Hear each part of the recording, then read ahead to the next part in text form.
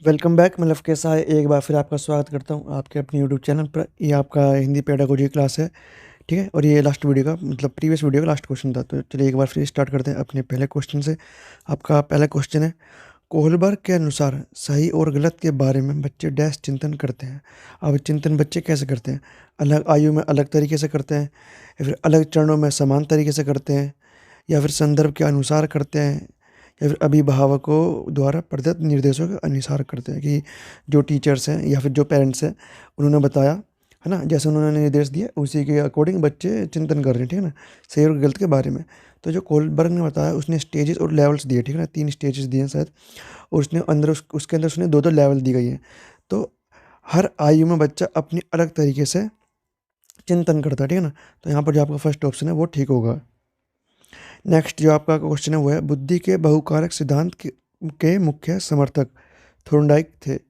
निम्नलिखित में से कौन सा कथन इस सिद्धांत के अनुरूप है? अब कौन सा जो कथन आप बताना जो जो बहुबुद्धि सिद्धांत, बहुकारक, बहुबुद्धि नहीं बहुकारक सिद्धांत है उसके समर्थक में है, ठीक है ना।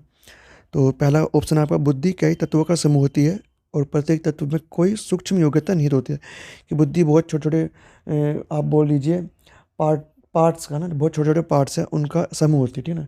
कि एक पार्ट्स में आपके कुछ कैसी योग्यता है, दूसरे पार्ट्स में किसी और तरीके की है, किसी में कम भी हो सकती है, किसी में ज़्यादा हो सकती है, ठीक है, इस तरीके से। दूसरा ऑप्शन है आपका, कुछ मानसिक क्रियाओं में एक प्रमुख तत्व समान रूप से विद्यमान होता है। जो उन क्रियाओं के कई ग्रुप होते हैं उनमें अपना एक प्रमुख तत्व होता है। मतलब जो सामान्य तत्व, कुछ मानसिक क्रियाओं में एक प्रमुख तत्व, यहाँ पर जी कारक और शायद एस, जो आपका एस कारक है उसकी बात की गई, ठीक है। थर्ड ऑप्शन है आपका, व्यक्ति का बौद्धिक व्यवहार अनेक स्वतंत्र योग्यताओं पर निर्भर करता है, किंतु इस स्वतंत्र योग्यताओं का क्षेत्र सीमित होता है। ये तो नहीं है। और फोर्थ ऑप्शन आपका, सभी प्रकार के मानसिक कार्यों में दो प्रकार की मानसिक योग्यताओं की आवश्यकता होती है। प्रथम सामान्य मानसिक योग्यता और द्वितीय विशिष्ट मानसिक योग्यता। ये है आपका जी और एस कारक वाला, ठीक है। तो यहाँ पर जो आपका ऑप्शन नंबर फर्स्ट है, बुद्धि कई तत्वों का समूह होती है और प्रत्येक तत्व में कोई सूक्ष्म, मतलब कोई बोल सकता है, आप क्या बोल सकते हो, सूक्ष्म योग्यता निहित होती है। तो यहाँ पर जो आपका बहुकारक सिद्धांत है वो पहले वाले ऑप्शन से मैच करता है, ठीक है। नेक्स्ट जो आपका क्वेश्चन है वो है, क्रिस्टियाना अपनी कक्षा को क्षेत्र भ्रमण पर ले जाती है और वापस आने पर अपने विद्यार्थियों के साथ भ्रमण पर चर्चा करती है। यह डैश की ओर संकेत करता है। अब ये किसकी ओर संकेत कर रहा है? सीखने के लिए आकलन, आकलन के लिए सीखना, आकलन का सीखना, या फिर सीखने का आकलन। तो सीखने का आकलन या सीखने के लिए आकलन, तो ये दोनों अलग है, ठीक है ना। के और लिए यहाँ पर है और यहाँ पर अंतर है दोनों में, ठीक है। तो यहाँ पर जो आपका फर्स्ट ऑप्शन, सीखने के लिए आकलन, आप भ्रमण पर गए उसके बाद आपने उस पर चर्चा करी, तो आप सीखने के लिए आकलन कर रहे हो, ठीक है। ये आपके 2-3 तरह के आकलन होते हैं जिनमें अधिकतर कन्फ्यूजन रहती है, ठीक है। तो यहाँ पर जो आपका ऑप्शन नंबर फर्स्ट है वो ठीक होगा।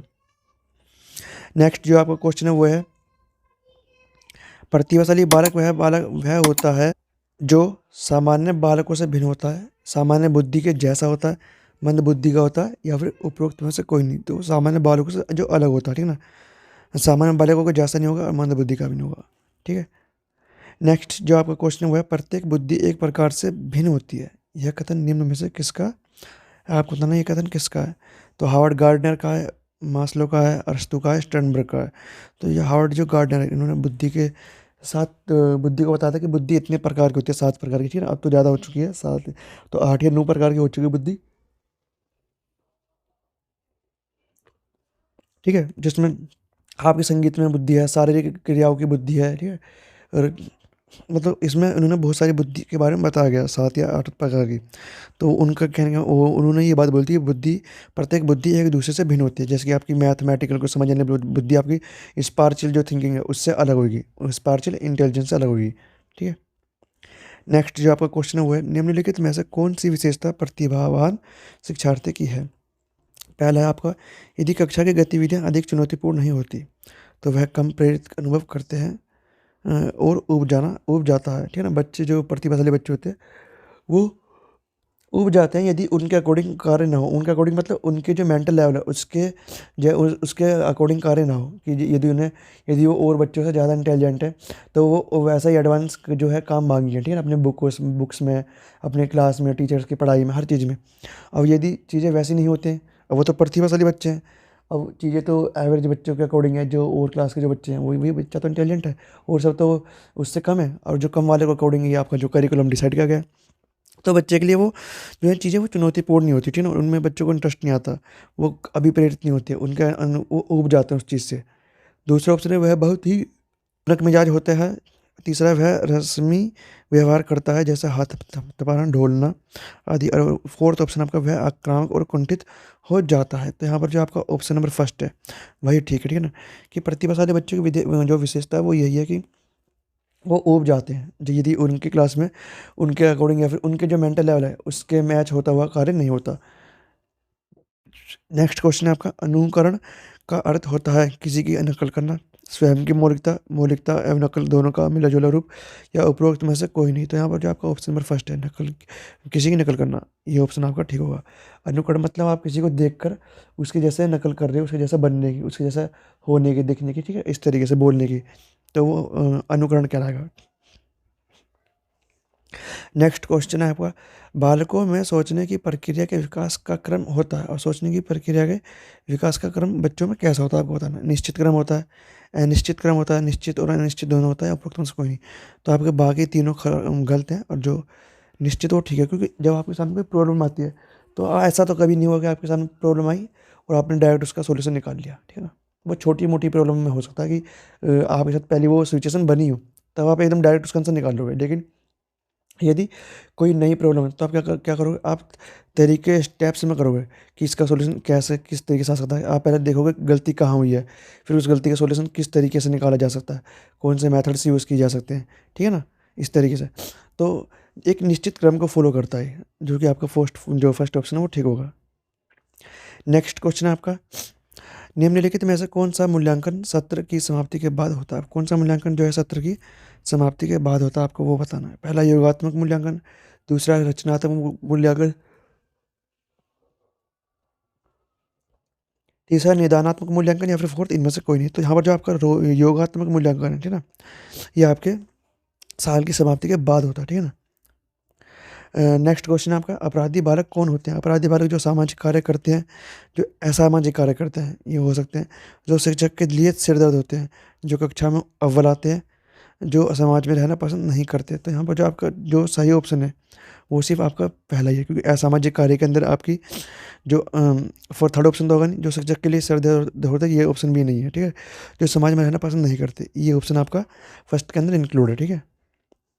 नेक्स्ट जो आपका क्वेश्चन है वो है, किसी प्रारंभिक कक्षा में प्रभावशाली शिक्षक का उद्देश्य शिक्षार्थियों मतलब विद्यार्थियों को प्रेरित करना होगा, रटकर याद करने के लिए, जिससे वे प्रेरित या स्मरण करने में अच्छे बने रहे, कि जो उनकी जो स्टोर करने की जो क्षमता है वो बढ़ जाए, ठीक है, रटकर। दूसरा ऑप्शन है दंडात्मक उपायों का प्रयोग करके, जिससे वे शिक्षक का सम्मान करें, गलत। ऐसे काम करने के लिए जिससे परीक्षा के अंत में अच्छे अंक प्राप्त कर सकें, ये भी नहीं। और फोर्थ ऑप्शन सीखने के लिए, जिससे वे जिज्ञासु बने रहे, सीखने के लिए ही सीखना पसंद करें। फोर्थ ऑप्शन आपका ठीक होगा। हमें बच्चों को जो प्रतिभाशाली जो बच्चों को उत्प्रेरित करने का जो उद्देश्य ये होता है कि हम उनको इस तरीके से नॉलेज दें कि वो सीखने के लिए और आगे प्रेरित हो, ठीक है ना, कि मुझे और सीखना है, मुझे और सीखना है, मुझे और जानना है, बाल की खाल निकाल देनी किसी टॉपिक के बारे में, ठीक है ना, बहुत जिज्ञासु हो रहा है किसी भी चीज़ के लिए जानने के लिए। तो हमारा जो मोटिव जो उद्देश्य होता है वही होता है। तो पहला जो फोर्थ ऑप्शन आपका वो ठीक होगा। नेक्स्ट क्वेश्चन आपका, सुरेश सामान्य रूप से एक शांत कमरे में अकेले रहना पढ़ना पसंद करता है, जबकि मदन एक समूह में अपने मित्रों के साथ पढ़ना चाहता है। यह उनके डैश में विभिन्नता के कारण है। अधिगम शैली की विभिन्नता के कारण है, मूल्यों के विभिन्नता के कारण है, अभिक्षमता की विभिन्नता के कारण है, या फिर परावर्तकता के स्तर के कारण है, मतलब जो है विभिन्नता इनमें। तो अधिगम शैली ना, लर्निंग स्टाइल जो है बच्चों का, सीखने का जो तरीका है, पढ़ने का जो तरीका है, वो अलग है उन दोनों बच्चों का, अधिगम शैली, ठीक है। तो इसलिए आपका यहाँ पर जो फर्स्ट नंबर पे है सेकंड ऑप्शन वो ठीक होगा। नेक्स्ट क्वेश्चन आपका, निम्न में से किसने नैतिक विकास की अवस्था के सिद्धांत का प्रतिपादन किया। ये बहुत क्वेश्चन आपका बहुत कॉमन है, जो आपका सेकंड ऑप्शन है वो ठीक होगा यहाँ पर।